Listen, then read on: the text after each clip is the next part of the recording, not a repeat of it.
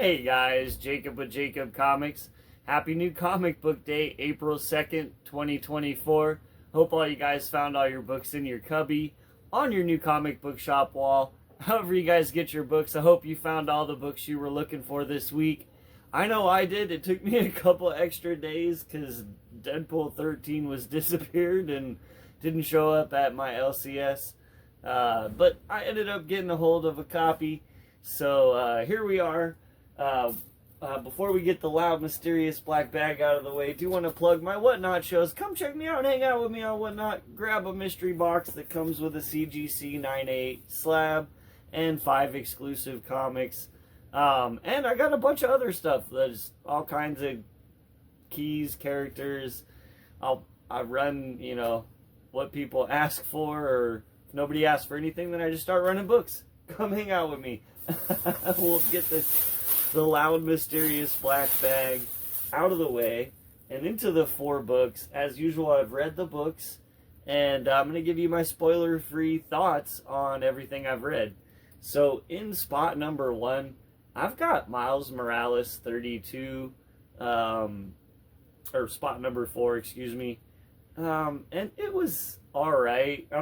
Keep in mind, I'm not a huge Thor fan, so there was quite a bit of the old herald ye these and thous kind of writing in this issue, because he shows up, and I don't know, it wasn't terrible. I like the story still, though could do without as much exposition by Thor and Hercules as we got. But I mean, hey, it is what it is. They showed up. If you're a fan of those characters, you know what I'm saying. I'm sure you had a blast seeing them kind of face to face with Miles. I don't know. It was an alright issue for me. The art was really good in the issue. I really enjoyed that. Yeah, I don't know. It's not the best storyline to me. It's an okay storyline. No spoilers, because it's been going on for like 4 issues now. So, we're continuing this Anansi storyline with, Miles kind of having this herald of voodoo, or it's mythological, which I'm not super into, so maybe that's why it's like a middling story for me. Though I do kind of like the Spider Quancy character. He has a really cool character model, and he's pretty funny. So I think that's sort of balancing it for me. That I do like the character, I'm not sure the storyline is kind of out there. But we've got, in my number 3 spot, I've got Spider-Boy 18. This continues, it's just being a good title for like younger kids, and as well for adults that want to relive a little bit of nostalgia of just like simpler stories that are just fun and have good art. And that's what this title has been. And I really like the world building that's going on right now. We're really kind of building out this world that Spider-Boy inhabits, and the different characters that are his friends and enemies, and how that interaction takes place. And so I don't know, like, this title is really, really fun for me. Like, his mom's kind of really taking form as to who she is as a character. And then we've got some side characters that work at this, basically like a shelter home for homeless people. And that story is really sweet, and it's a good book, guys. I wish more people were grabbing it. I don't know how many more issues we're gonna get, but it's been pretty fun. In my number 2 spot, I've got Jed McKay's X-Men run. We do have get Stegman art in this one, which is actually like, I really kind of enjoyed the Stegman art for the story that we were telling here. And yeah, man, this is a good book. Though if I had one minor beef, it would just be kind of like, where are we going? I don't really know if there's an established through line for the X-Men main title. It feels very villain of the week, but not, maybe villain of the 2-issue arc. And so, I think I'd like there is some stuff going on, and I guess I know where, and so they're baiting that out. But I do feel like some more breadcrumbs could be dropped in each one of these issues for the major story that's kind of looming in the background, which isn't a spoiler now. We're on issue 14, and this is stuff from like issue 1 and 2 that I'm talking about. With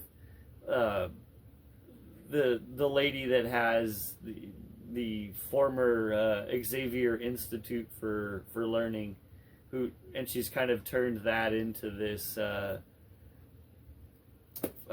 prison for mutants, basically, and so I guess I'm sort of like, when are we gonna get back to that? That's super interesting to me, but we're character building and stuff, and then just throwing this out there because you see it if you buy this week's issue, and then there's an ad in there towards the end for, like, I think it's issue 16 or something like that, like 2 issues from now.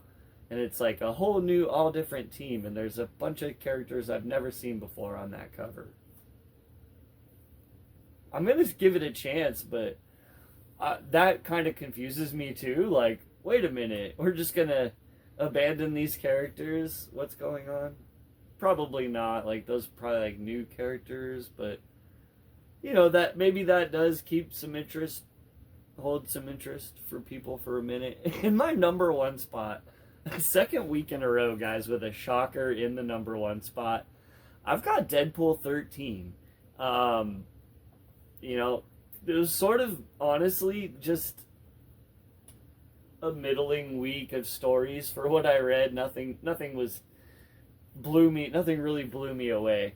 And so just the nature of this Deadpool title by Cody Ziglar continuing to hit on all cylinders, as far as like being funny when it needs to, moving the story forward when it needs to, and building characters when it needs to, and this, with a family dynamic kind of overriding all of that, of this haphazard thrown together family of Deadpool's daughter Ellie, his other daughter Princess, which is like a weird dog venom creature.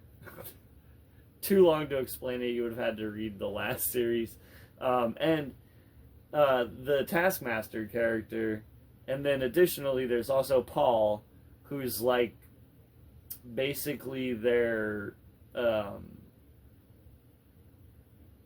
human assistant that does all of the listing and looking for jobs for their mercenary company, and finances and things of that nature, and has no powers at all.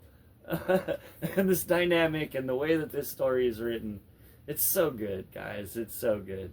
Cody Ziglar's really nailing this title, which is kind of interesting. Like, same week we have 2 Cody Ziglar titles coming out on the same week. His Miles title, which hit my number 4 spot, and his Deadpool run, which hit my number 1 spot this week. Just throw this out there, out of both titles, I honestly really think his writing style really fits Deadpool really well. He's got a good grasp of what he wants to do with that character, and yeah, it's a good read, guys. Oh man. It might, and with Ryan Reynolds saying he might not do too much more Deadpool, or if solo movies, maybe he'll do like an Avengers movie or something. But yeah, I mean, if you guys are hankering for some more Deadpool, This runs really reminiscent of the Deadpool movies.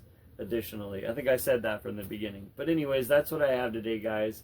Come check me out on Whatnot. Links are down below. We'll see you guys next time, and have a great day.